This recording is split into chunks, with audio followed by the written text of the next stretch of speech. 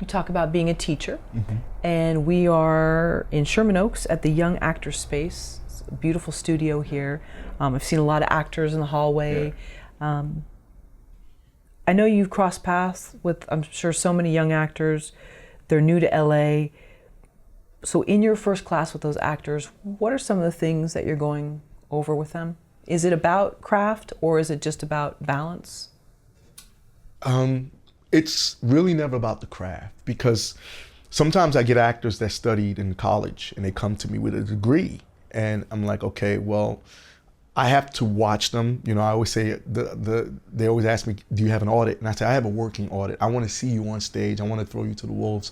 I want you to have that focus and that discipline that's necessary to see if you can fit in what I got going on. The craft, listen, we are all good liars. Everybody is. And that to me is the ultimate form of acting. Acting is lying. And I've said it before, no one likes that term because no one wants to be coined a liar. But that's what acting is. You're taking a scene that was written by somebody that made it up. It doesn't exist. Okay, in a galaxy long, far, far away, it doesn't exist. Okay, but you're taking the elements of that script and you're saying, okay, we're going to make this real life now. We're going to make this the truth. And the actors have to read those lines and they have to believe in what they're saying, and they have to get a response, and they got to get us to relate. It's all a lie. It's not real. None of it is real. Yeah, they created robotic R2-D2s and C-3POs, and people dress up like Princess Leia and stuff, but that wasn't real. That came from George Lucas's mind. It's not real.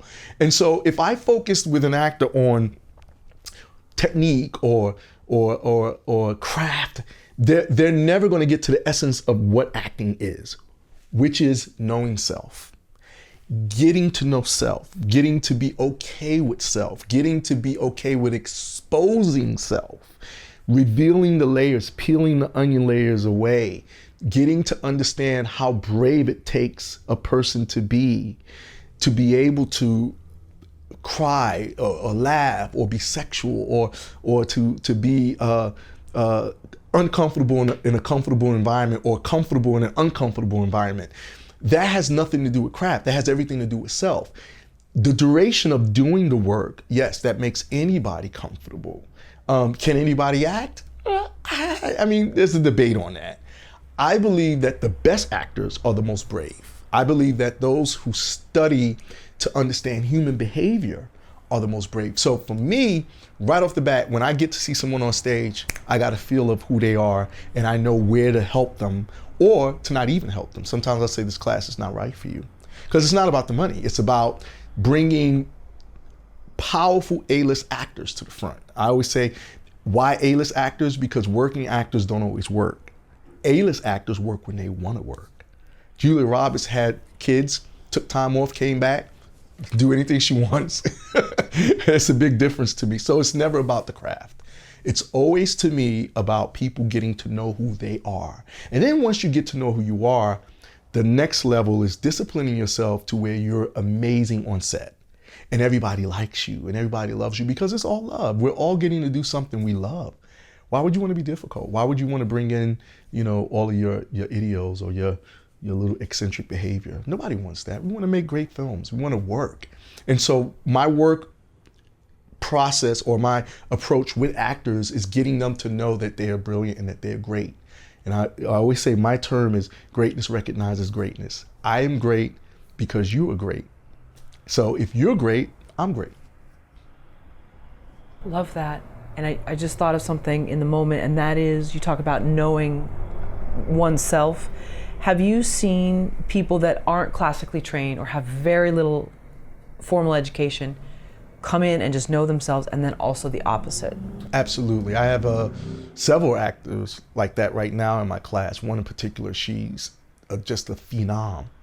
And so my thing is, like, sometimes when actors come, I figure out, okay, what do they need? Do they need more internal work? Do they need more external work? You know, because everyone works differently. Some people work from the inside out and some from the outside in. So sometimes it's just a thing of the material, because they're brave. They just don't have any focus, so they don't have any discipline. And so you give them the material, and that material will help to mold them and to shape them and to put them in the direction that they're in. Then you have on the other end the actor who comes in who is just a difficult actor. And maybe they studied and they went to a prestigious school and they don't understand why their career is not taking off. And so then it's like, okay, well, listen, they always tell me, they say, well, I need you, if you can challenge me. You can challenge me, beat me up. I have no enjoyment in doing that.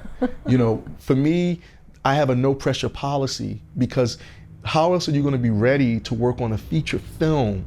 And you have, it's a 92-page feature film and you have 90 pages of dialogue. If you get in your head about having to be able to do all of that, there's a pressure that comes with it. That's where most people start to veer off into drugs and alcohol or become belligerent, angry, and because the pressure.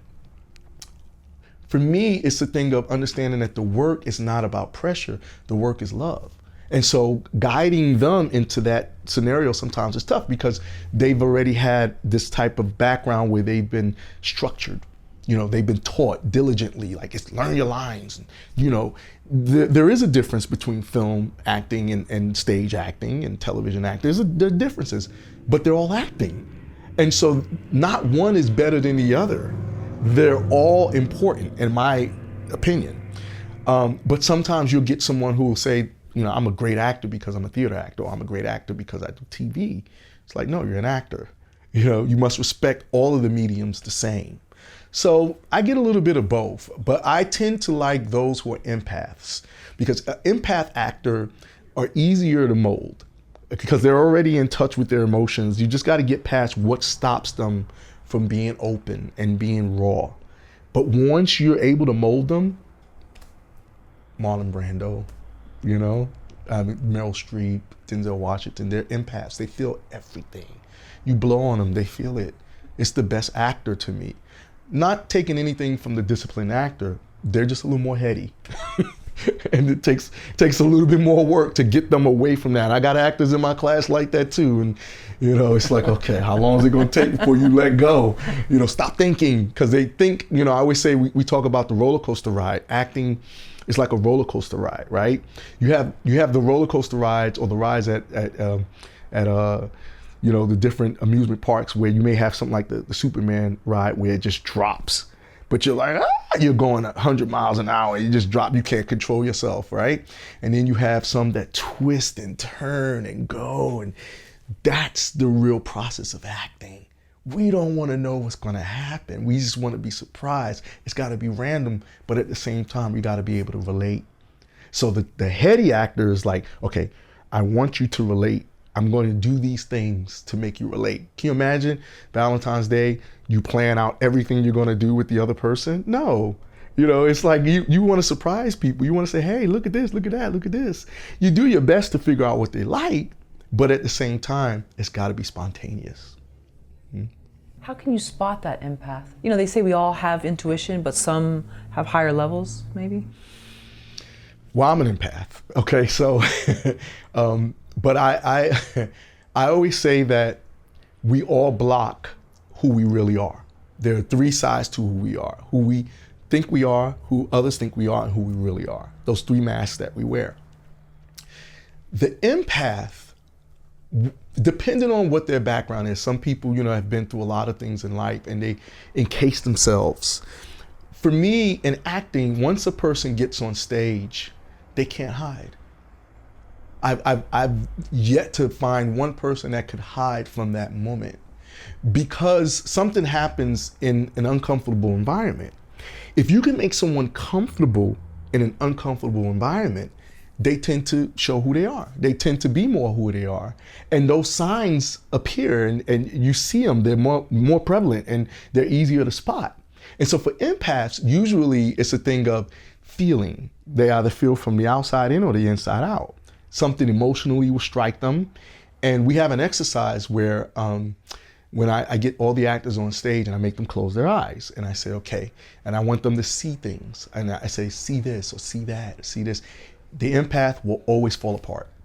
I haven't had it happen where one wasn't in that space. They always fall apart. Even if they're holding on and they're trying not to cry or they're trying not to feel something, they always fall apart every time.